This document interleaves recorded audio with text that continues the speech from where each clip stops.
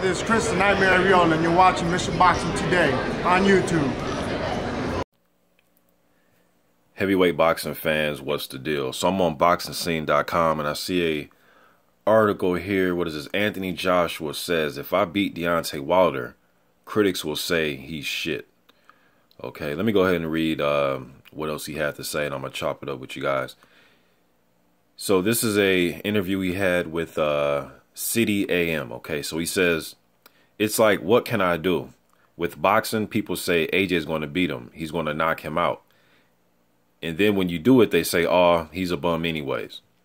And boxing is so hard because of our comparisons are the likes of Tyson, Ali, Holyfield, the great, beyond iconic, beyond legendary athletes that they compare myself to and ask, is he going to be that great? To get that respect in boxing, you have to do something that's out of this world. If I beat someone like Wilder, they'll say he's shit. They'll say, oh, he wasn't that good. He's just been fighting bums all this time.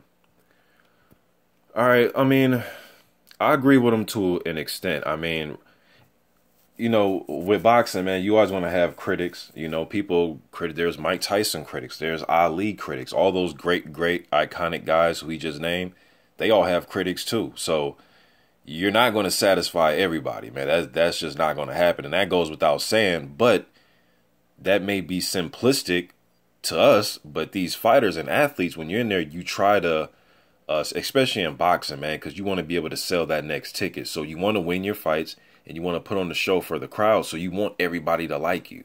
There's only certain guys that had people hate them and they will still sell out the arenas. You know what I mean? But I understand what AJ's saying. He wants, you know, the eyes to be on him when he's fighting. But at the same time, though, man, you're not going to make everybody happy.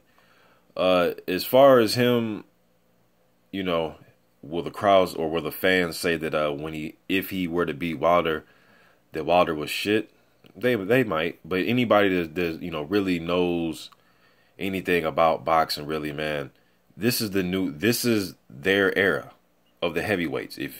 Now this era may not be better than the 80s, the 90s, and the 70s.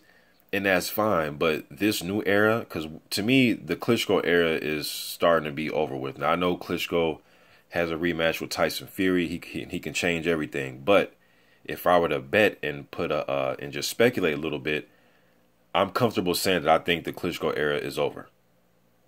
And it was a long era. You know, it wasn't some cupcake run. I mean, Vladimir had like 18 successful title defenses, went like a decade plus without losing.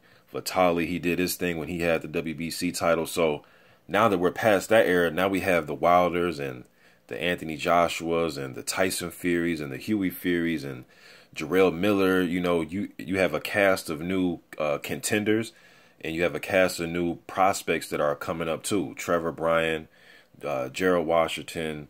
Then you got the guys that, you know, that were a part of that Klitschko era, but they're still around. Marius Wack. Johan Duhaupas, guys are a little bit older, but they're crossed over into this era. Luis Ortiz, Joseph Parker. I mean, I can go on and on with prospects and contenders.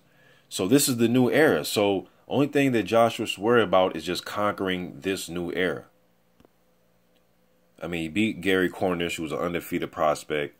Dillian White, undefeated prospect. Dominic Brazil, undefeated prospect. Charles Martin, who had a title. Okay, he was the IBF titleist / prospect, but he was undefeated.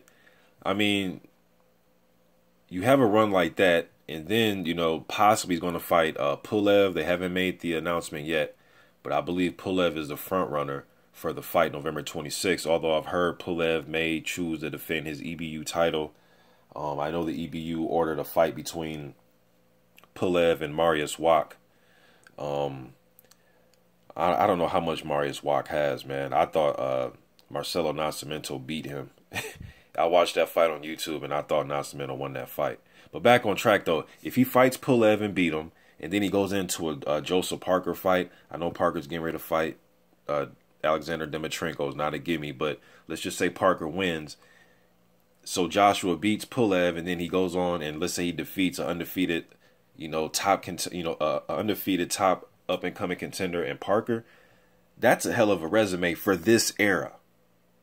For this little, you know, era of fighters with the contenders and prospects that are all coming up at the same time, those are some solid damn wins, man.